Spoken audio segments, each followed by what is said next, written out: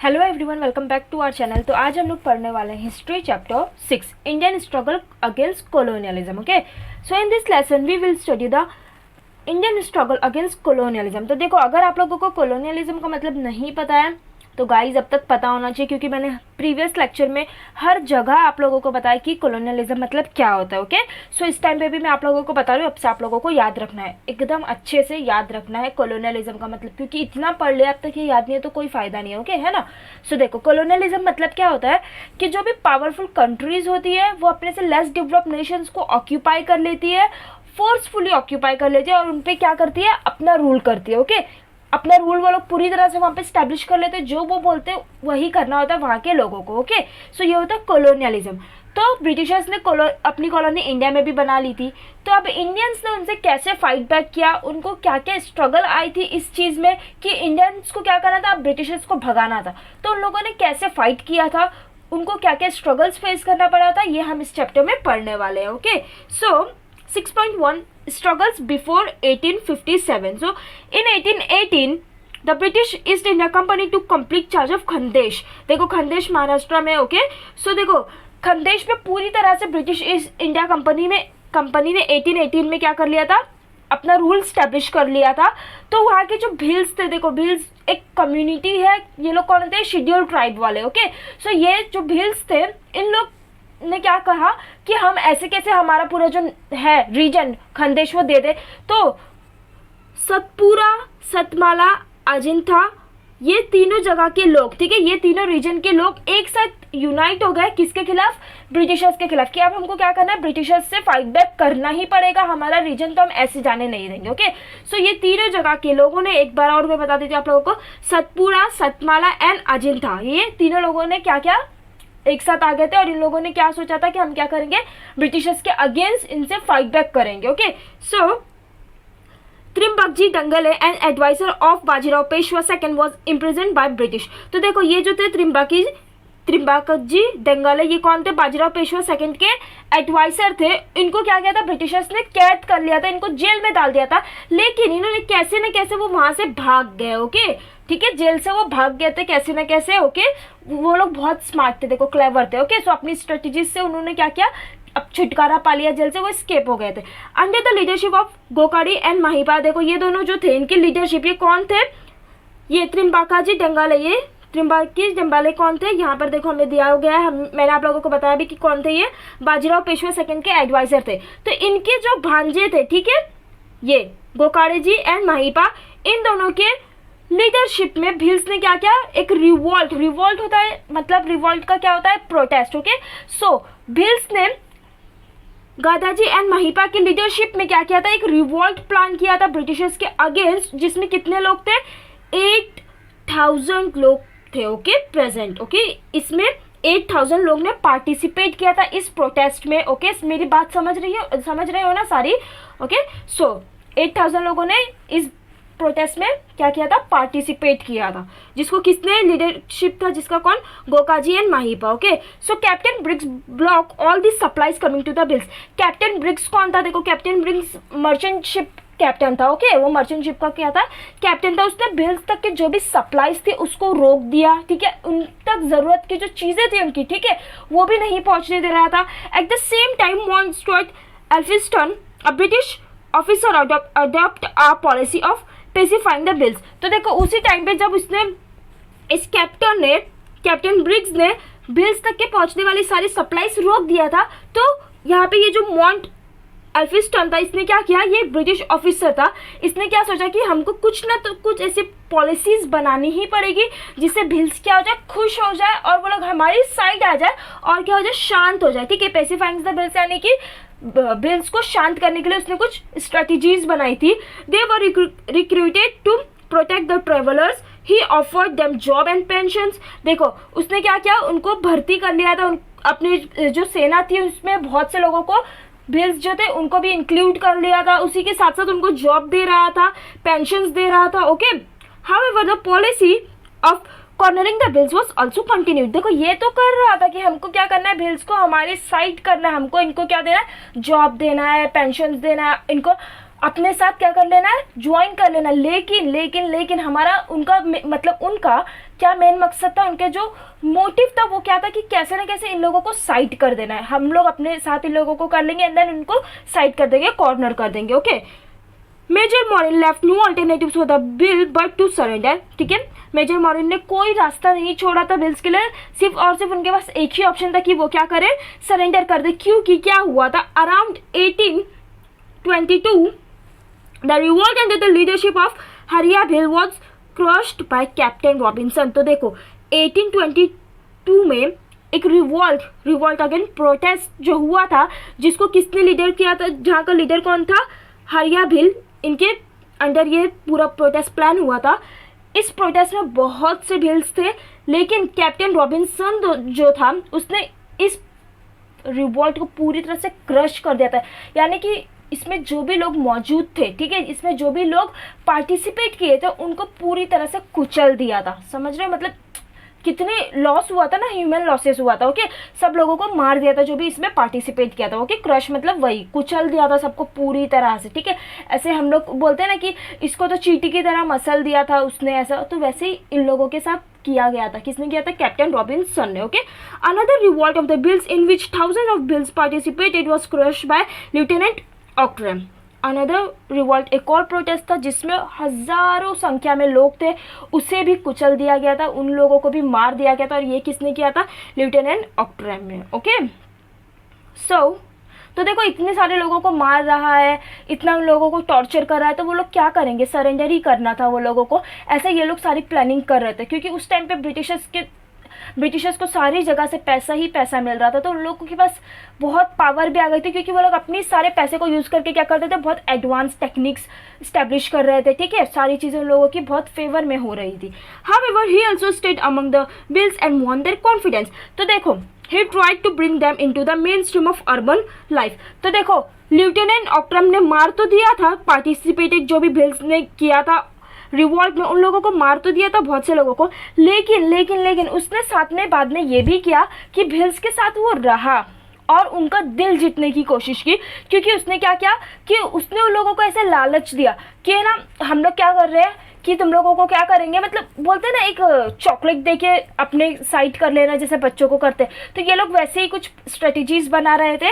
Okay, तो उसने क्या किया कि उन लोगों को बोला कि main stream of urban life, वो लोग देखो ट्राइब कम्युनिटी से थे, तो उन लोगों को बोला कि तुमको हम बहुत अर्बन लाइफ में सेटल कर देंगे, तुमको एक बहुत मॉडर्निटी से जीने का चांस मिलेगा हमारे साथ। ठीक है, तो ऐसी चीज़ हम तुमको बहुत सी प्रोवाइड करेंगे, तुम हमारे साथ आ जाओ, ये सब बोल रहा था उनको। Okay, he adopted measures like declaration of amnesty. देखो डिक्लेरेशन ऑफ एमनेस्टी यानी कि जो भी उसके पिछले क्राइम्स है, ठीक है, उन लोग जैसे जो भी रिवॉल्ट्स में प्रोटेस्ट में था, पार्टिसिपेट किया था जिसने, उन लोगों को बोला कि तुमने जो भी किया था उससे अब जाने दो, हम तुमको आगे चांस दे रहे हैं, तुम क्या हो जाओ, हमारे साथ ज्वाइन हो जाओ, हम तुमको पैसा देंगे, पेंशन्स देंगे, उसके बाद तुम्हारे रिटायरमेंट के बाद और बहुत सी अपॉर्चुनिटीज़ देंगे, ऐसे सब चीज़ें बोल रहा था। ठीक है, एमनेस्टी मतलब यही होता है कि जो उसके पहले के जो भी गुनाह थे, ठीक है, क्राइम किया था, उन लोगों ने जिनको भी उन लोगों ने देखो अपने साथ कैद करके रख लिया था, क्योंकि उन लोगों ने क्या किया था, रिवॉल्ट में पार्टिसिपेट किया था। तो वो जो रिवॉल्ट में पार्टिसिपेटेड लोग थे, उन लोगों को बोला कि तुम लोग को अब हम लोग क्या कर रहे हैं, छोड़ दे रहे हैं, तुम लोग को जेल से बाहर कर दे, बल्कि इसके साथ साथ कुछ अपॉर्चुनिटीज़ भी दे रहे हैं, तुम हमारे साथ ज्वाइन हो जाओ, ऐसे बोल रहा था। लैंड ग्रांट्स, देखो बहुत से लोगों को क्या दिया, लैंड दिया, एग्रीकल्चर लोन्स, ठीक है, reprieve from the past crimes and recruitment in army to weaken the opposition of Bhil. Okay, तो देखो जो बिल्स थे, ठीक है, उन लोगों को आपस में क्या बोला, तोड़ने की कोशिश की, क्योंकि आधे बिल्स को बहुत सी अपॉर्चुनिटीज़ दे रहा था, और जो लोग थोड़े लालची थे वो क्या करते, ज्वाइन भी हो जा रहे थे ब्रिटिशर्स के साथ। तो ज़्यादातर जो थे बिल्स वो ज्वाइन हो जा रहे थे ब्रिटिशर्स के साथ, और जो एक्चुअल बिल्स की कम्युनिटी थी वो वीक पड़ रही थी। ओके, ठीक है, चलो अब हम लोग आगे पढ़ेंगे। So Hansaji Nayak rule the region of Nanded, he refuse to merge his territory to Nizam's dominant. तो देखो निज़ाम कौन था, हैदराबाद का रूलर था, और उसने हंसाजी नायक को अप्रोच किया था कि तुम्हारा जो नंदेद है वो किसके साथ मर्ज कर दो, हमारे डोमिनियन के साथ। लेकिन हंसाजी नायक ने क्या कहा कि नहीं, मैं ऐसा नहीं करूँगा। ऑन अ कॉन्ट्रेरी, यानी कि इसके अपोज में, बल्कि निज़ाम के अपोज में जाकर उन्होंने क्या किया, ही कॉन्क्वर्ड सम फोर्ट्स ऑफ द निज़ाम। ठीक है, हंसाजी नायक ने ये तो रिफ्यूज़ कर रहा है कि नहीं मैं तुम्हारे साथ मर्ज नहीं होऊंगा, बल्कि इसके साथ क्या किया कि निज़ाम के कुछ फोर्ट्स जो थे उस पर भी अपना कब्जा कर लिया था। ठीक है, कॉन्क्योर मतलब होता है कि कब्जा कर लेना। अ वॉर वॉज इनविटेबल, जंग छिड़ गई थी। ओके, इस वजह से, क्योंकि निज़ाम ने पहले उनको ऑफर दिया कि क्या करो हमारे साथ ज्वाइन हो जाओ, मर्ज हो जाओ। उन्होंने क्या किया, नहीं मैं नहीं होगा, बल्कि क्या किया, अपोज चले गए। तो अब इन लोगों की जंग तो छिड़ चुकी थी। Major Putnam, captain Evans, captain Taylor with a regiment of 400 soldiers joined Nizam for his protection। तो देखो ये सारे जो कैप्टन्स थे, ठीक है, इनके साथ साथ इनके 400 सोल्जर्स भी थे। ये निज़ाम के पास चले गए कि हम तुमको क्या करेंगे, निज़ाम प्रोटेक्ट करेंगे, हम तुम्हारे साथ हैं। Okay, the war continued for 25 days. और ये जो वॉर थी इन लोगों की, ठीक है, हंसाजी नायक एंड निज़ाम की 25 डेज चली। और ये जो सारे कैप्टन्स थे और ये ब्रिटिश सोल्जर्स थे, ये सब किसके सपोर्ट में थे, निज़ाम के सपोर्ट में थे। इसीलिए एंड में क्या हुआ, हंसाजी हार गया, ये डिफीट कर दिया गया था उन्हें। Okay, so now in Satara district the Ramoshi community revolt under the leadership of Chatur Singh. तो देखो सातारा में भी लोगों ने प्रोटेस्ट किया था, रिवॉल्ट किया था अगेंस्ट ब्रिटिश। ओके, तो देखो ब्रिटिशर्स के खिलाफ वहां पर भी प्रोटेस्ट हो रहे थे सातारा में। और इस प्रोटेस्ट को किसने लीड किया था, इसका लीडर कौन था, Chatur Singh. Okay, Santaji Nayak and Umaji Naik were among the captains heading the Ramosi group. तो देखो संताजी नायक एंड उमाजी नायक कौन थे, रमोसी ग्रुप्स के हेड्स थे। Okay, this is the consignment of some money lenders that was in the transit from Pune to Mumbai होगा, या सो पुणे टू मुंबई। तो देखो सातारा डिस्ट्रिक्ट में जो मनी लैंडर्स थे कुछ, वो लोग कुछ सामान, ठीक है, कंसाइनमेंट्स यानी होता है माल, ठीक है, वो किसी चीज़ से भी रिलेटेड हो सकता है, हथियार या फिर कोई भी चीज़ हो सकती है। तो मनी लैंडर्स वो पहुंचाते थे किधर, मुंबई पहुंचाते थे ब्रिटिशर्स के पास। लेकिन जो मनी लैंडर्स पहुंचा रहे थे इन सारी चीज़ों को, संताजी नायक एंड उमाजी नायक ने सीज कर लिया था, कब्जा कर लिया था। In 1824 Umaji Nayak seize the government treasury at Bhamburde presently Shivaji Nagar Pune. तो देखो 1824 में उमाजी नायक ने क्या किया था, ट्रेजरी जो होती है, देखो हम लोग जो टैक्सेस पे करते हैं, जो भी टैक्सेस पे करते थे ब्रिटिशर्स को, उनके पास जो फंड्स रहता था उस फंड को कब्जा कर लिया था। कहाँ के फंड को, भरबुंडे। ओके, भंबुंडे वो कहाँ है आज, प्रेजेंटली शिवाजी नगर में, पुणे में। ओके, सो इस चीज़ को सीज कर लिया था उमाजी नायक में। Both together with their activities made the British desperate. थे तो दो ही लोग, कौन, संताजी नायक एंड उमाजी नायक, लेकिन ब्रिटिशर्स के नाक में दम कर दिया था। ब्रिटिशर्स परेशान हो गए थे इन दोनों से। To put an end to their activities the British government declare an award of ₹5,000 each. तो देखो इतने परेशान हो गए थे ब्रिटिश, वो भी नहीं ढूंढ पा रहे कि ये इनको कहाँ से पकड़े, इनको कैसे, पहले तो उनको क्या करना था कि इनको कैसे ना कैसे हम लोगों को रास्ते से हटाना, लेकिन ये उनके हाथ ही नहीं लग रहे थे। तो अब इतने परेशान थे ब्रिटिश की, उन लोगों ने क्या किया कि जो भी उमाजी नायक को या फिर संताजी नायक को पकड़ कर लाया, उसको क्या मिलेगा, 5,000 रुपीज़ मिलेगा। अगर दोनों को पकड़ के लाया तो उसको क्या मिलेगा, 10,000 रुपीज़ मिलेगा। 10,000 रुपीज़ उस टाइम पे बहुत ज़्यादा था। Okay, so for catching Umaji Nayak and his mates Bhujpa, Pandya and Yashaji, ठीक है, ये सारे लोगों को पकड़ने के लिए पर पर्सन कितना, इनमें से किसी एक को भी पकड़ा तो कितना मिलेगा तुमको, 5,000 मिलेगा, ऐसा बोला गया था। Okay, meanwhile Umaji Naik regularly held meeting with his people and plan further action. देखो कुछ भी करो, वो लोग अपने काम पे जो था वो करे ही रहे थे। वो लोग हर दिन मिलते थे। इतना ब्रिटिशर्स ने ये किया था कि इनको पकड़ के लाओ, तुमको ये मिलेगा, ये मिलेगा, ये मिलेगा। लेकिन फिर भी Umaji Nayak and his mats जो भी थे, ठीक है, वो हर दिन मिलते थे। वो लोग अपनी आगे की प्लानिंग करते थे कि अब ब्रिटिशर्स के साथ क्या करना है। To stop it the British government order the peasants not to offer the rebels any food, cloth, shelter and money. तो देखो रेबल्स यानी कि जो देखो गवर्नमेंट की जो भी रूल्स होते हैं उसको फॉलो नहीं करता है, बल्कि क्या बोलता है कि नहीं ये गलत है, मैं एक्सेप्ट नहीं करूँगा, ठीक है, एक्सेप्ट नहीं करता है, उसको क्या बोलते हैं, रेबल्स। ओके, सो ब्रिटिशर्स ने बोल दिया था कि इनको कोई भी फूड, क्लोथ, शेल्टर, मनी नहीं देगा। In additional people were also threaten with confession of their lands. अगर किसी ने इनको कुछ मदद किया तो उसका जो लैंड है उसको कब्जा कर लिया जाएगा, ऐसा बोला गया था लोगों को। They also ordered people to inform the government about Umaji where about if they came to know of it.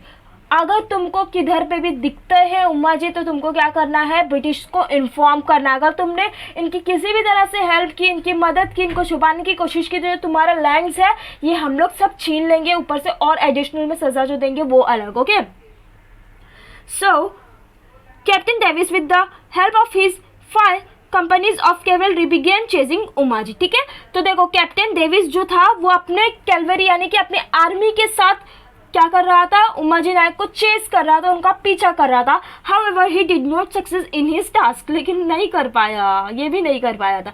The rebels were continuously at war with the British. ठीक है, रेबल्स जो थे, ठीक है, रेबल्स का यहाँ पे इन्हें इसीलिए कहा गया क्योंकि ये लोग गवर्नमेंट का रूल था उस टाइम पे, ब्रिटिश गवर्नमेंट का, लेकिन ये लोग उनके खिलाफ थे। ओके, सो रेबल्स कंटिन्यूसली क्या करते, ब्रिटिशर्स से लड़े ही जा रहे थे, वो रुक ही नहीं रहे थे, कुछ ना कुछ वो लोग कर ही रहे थे ब्रिटिशर्स को परेशान करने के। Of unchanging location from Satara, Wai, Bhor and Kolhapur. Okay, ये चारों जगह जो थी, हर ये लोग ऐसे नहीं करते थे कि एक जगह पर ही है, कभी कहाँ पर है, सतारा में, कभी वाई में, कभी भोर में, कभी कोल्हापुर में। तो यहाँ पे ब्रिटिशर्स ढूंढे कहाँ कहाँ इन्हें। ओके, जब कोल्हापुर में ढूंढ रहे तो ये सतारा भाग जा रहे, जब सतारा आ रहे तो भोर भाग जा रहे, भोर आ रहे तो वाई भाग जा रहे, ऐसे हो जाता। Captain Mackintosh took over the task of capturing Uma ji. तो देखो कैप्टन मैकिस्टोस ने क्या किया था कि अब मैं क्या करूंगा, उमा जी को मैं पकड़ूंगा, ये टास्क उसने अपने ऊपर ले लिया था। Uma ji order his mates to kill the British officer. तो देखो उमा जी ने क्या बोल दिया था कि अब उनके जो मेट्स थे, उनके जो कैंपेनियंस थे, ठीक है, उनके जो साथी थे, उन लोगों को बोल रहा था कि अब ब्रिटिशर्स अगर तुम पे अटैक करे या तुमको किधर में भी दिखे तो क्या करो, उनको शूट कर दो, उनको अटैक कर दो। However the British caught Uma ji near Bhor. लेकिन क्या हुआ था, ब्रिटिशर्स ने इवेंचुअली उमा जी को भोर में पकड़ ही लिया था। ओके, भोर के पास Uma ji was presented in the court and was sentence to death, he was handed Pune. तो उमा जी को भोर के पास पकड़ लिया था और उनको कोर्ट में प्रेजेंट किया गया। ओके, और वहां पर उनको क्या कहा गया कि इनको क्या होगी, सेंटेंस टू डेथ। ओके, और उनको हैंग कर दिया गया था एट पुणे में। ओके, सो इवेंचुअली बहुत इंटरेस्टिंग स्टोरी थी इनकी, लाइक हम लोग मूवीज में जैसे देखते हैं ना, सस्पेंस पे सस्पेंस, वैसे ही हुआ इनके साथ। लेकिन इवेंचुअली ये पकड़े गए थे और इनको सेंटेंस टू डेथ बोलकर हैंग कर दिया गया था पुणे में। Okay, okay, so now in 1828, Fonda Savan Tendulkar, the in-charge Kiledar of Mahadevgarh, rebelled against the British. However, the British promptly crushed it. Okay, so देखो 1828 में पंडू सावन तेंदुलकर जो कौन थे, किलेदार थे महादेवगढ़ के। ठीक है, महादेवगढ़ का गुजरात में है ये। ओके, सो वहाँ के जो इंचार्ज थे उन्होंने रिबेल्ट यानी कि रिबेल्ट अगेंस्ट ब्रिटिश, वो ब्रिटिश के अगेंस्ट खड़े थे। ठीक है, उनके कुछ पॉलिसीज थी जो इनको एक्सेप्ट नहीं थी, इसीलिए ये सारे खड़े थे किधर, ब्रिटिश के अगेंस्ट। लेकिन ब्रिटिश ने बिना सोचे समझे प्रॉम्प्टली यानी कि इमीडिएटली एक्शन लिया, क्योंकि ये चीज़ और ना बढ़े, इन लोगों का रिवॉल्ट, इन लोगों का प्रोटेस्ट और ना आगे बढ़े। उसी टाइम पे क्या किया, इन लोगों को पूरी तरह से क्रश कर दिया। ठीक है, लोगों को मार दिया गया था, इसके सारे लोगों को पूरी तरह से यानी कि क्रश समझो ना, कुचल दिया था लोगों को। Okay, angered by the British policies, the member of Sawantwadi aristocracy got together and revolt against the British। तो देखो ब्रिटिश के जो पॉलिसीज थी उसके गुस्से में आकर सावंतवाड़ी एरिस्टोक्रेसी यानी कि सावंतवाड़ी के जो लोग थे, ठीक है, लोग इन द सेंस कि जो इस कम्युनिटी से बिलोंग करते थे सावंतवाड़ी से, इन लोगों ने क्या किया, एक साथ आए और इन लोगों ने क्या बोला कि अब हमको साथ मिलकर प्रोटेस्ट करना पड़ेगा। एक एक को तो ये ऐसे ही तोड़ दे रहे हैं, ठीक है, क्रश कर दे रहे हैं, लेकिन अब हमको क्या करना पड़ेगा, सबको साथ इकट्ठे आके क्या करना पड़ेगा, ब्रिटिश के अगेंस्ट रिवॉल्ट करना पड़ेगा। ओके, हाउएवर द स्पूनर, ठीक है, ब्रिटिश का जो चमचा था, द ब्रिटिश पॉलिटिकल एजेंट वो सक्सेसफुल इन क्रशिंग इट। तो जो ब्रिटिश का चमचा था, जो कौन था, political agent. Okay, political agent यानी कि ब्रिटिश रिप्रेजेंटेटिव जो था, उसने इन लोगों को भी क्या कर दिया था, क्रश कर दिया था। मतलब सोचो ना कितने लोगों को मार रहे हैं। ठीक है, सोचो कितने एक एक रिवॉल्ट में 1000-2000 लोग पार्टिसिपेट कर रहे हैं और उनको ऐसे ही क्रश कर दिया जा रहा है। सोचो कितने लोगों का लॉस हुआ होगा। Okay, even after their defeat, a few of Sawantwadi aristocracy reattempt a revolt। तो देखो इतना कुछ हुआ, लेकिन जो सावंतवाड़ी कम्युनिटी से लोग थे, जितने कुछ बचे खुचे लोग थे, उन लोगों ने हार नहीं मानी और उन लोगों ने क्या किया कि तुम लोग मारोगे तो मार दो हम लोगों को, लेकिन हम लोग अपने हक के लिए लड़ेंगे। और उन लोगों ने क्या किया, जो थोड़े बहुत लोग थे सावंतवाड़ी के, ठीक है, कम्युनिटी के, ठीक है, ये कोई जगह नहीं, सावंतवाड़ी कम्युनिटी है। ओके, सो उस कम्युनिटी के जो लोग थे उन लोगों ने क्या किया, वापस से रिवॉल्ट किया, वापस से प्रोटेस्ट किया। By then the British had impose military law in the area. देखो मिलिट्री लॉ यानी कि जो फोर्सेस होते हैं, मिलिट्री फोर्सेस होते हैं, वो उन पे अटैक कर देगी अगर उन लोगों ने ऐसा कुछ किया तो। ओके, सो ये चीज़ उन लोगों ने क्या कर दिया था, मिलिट्री लॉ इम्पोज कर दिया था, लगा दिया था। Captain Outram finally manage to end the revolt permanently, ठीक है, ये सारी चीज़ें करके क्या हुआ, कैप्टन ऑकरम ने फाइनली क्या किया, रिवॉल्ट हमेशा के लिए एंड कर दिया। ओके, सो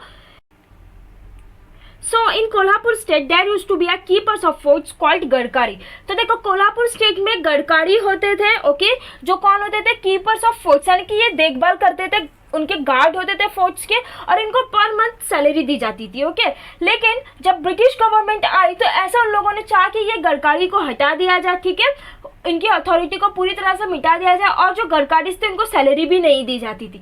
लेकिन ये जो डिसीजन लिया था इन लोगों ने, ब्रिटिशर्स ने, ठीक है, कि गढ़कारी को सैलरी नहीं देंगे, इनकी ज़रूरत नहीं है ऐसे, तो इस चीज़ के अगेंस्ट जो सबसे पहले गए थे वो कौन थे, सामनगढ़ वाले। ये सामनगढ़ वाले कहाँ हैं, कोल्हापुर में। ओके, कोल्हापुर के पास है सामनगढ़। ओके, सो ये यहाँ के लोग थे जिन लोगों ने इसके अगेंस्ट गए थे, ठीक है, रेसिस्टेंस यानी कि इसके अगेंस्ट जाने, इसको रोकने की कोशिश की थी कि ये डिसीजन सही नहीं है, we will not accept this things. Okay, captain Outram arrive with his platoons to bring the Gadkaris under control. तो देखो कैप्टन ऑकरम जो था वो अपने प्लाटून्स यानी कि उसकी पलटन जो थी, उसके जो सोल्जर्स थे उनके साथ आया कि अब क्या करना है, हमको गढ़कारी से डील करना है, इनको अपने कंट्रोल में करना ही पड़ेगा। इन्होंने इतनी जुर्रत कैसे की कि हम लोग ये एक्सेप्ट नहीं करते, ये सारी चीज़ें बोलने की, इसके अगेंस्ट जाने के हमारे डिसीजन के। ओके, सो इसीलिए ये लोग क्या किए, सारे इकट्ठे आए, ठीक है, अपने सोल्जर के साथ आया ऑकरम, ओके, ताकि क्या कर सके, वो गढ़कारीज को अपने कंट्रोल में कर सके। However in the first run the rebels were successful in taking charge. देखो फर्स्ट रन जब इन लोगों की लड़ाई शुरू हुई तो सबसे पहली बार में तो सक्सेसफुल हो गए थे गढ़कारीज, और उन लोगों ने चार्ज में अपने ले लिया था, अपने अंडर में ले लिया था क्या, पन्हाला, पवनगढ़ एंड विशालगढ़। ओके, ये तीनों जगह। लेकिन बाद में जो इनके प्लाटून्स थे, ठीक है, ब्रिटिशर्स के, वो लोग और इक्विप्टेड प्लाटून्स अराइव। देखो पूरे इक्विप्टेड यानी कि उनके पास बहुत से हथियार, पूरे अपनी तैयारी के साथ प्लाटून्स आए थे उनके मद्रास से। ओके, और इवेंचुअली क्या हुआ कि गढ़कारीज को सरेंडर ही करना पड़ा। ओके, पहले तो शुरुआत में उन लोगों ने ये सारी जगह अपने चार्ज में ले ली थी, लेकिन इवेंचुअली बाद में क्या हुआ कि चेन्नई से उन लोगों के और प्लाटून्स आए, और बाद में हार डालकर गढ़कारीज को सरेंडर करना ही पड़ा। ओके, सो हम लोगों ने आज फर्स्ट लेक्चर में इतना पढ़ लिया। नेक्स्ट लेक्चर में हम लोग क्या पढ़ेंगे, 6.2 freedom struggle of 1857। Okay, so I hope guys आप लोगों को ये वीडियो अच्छी लगी होगी। अगर आप लोगों को अच्छी लगी हो तो एज यूजुअल आप लोगों को क्या करना है, like, share and subscribe, and thanks for watching. Bye.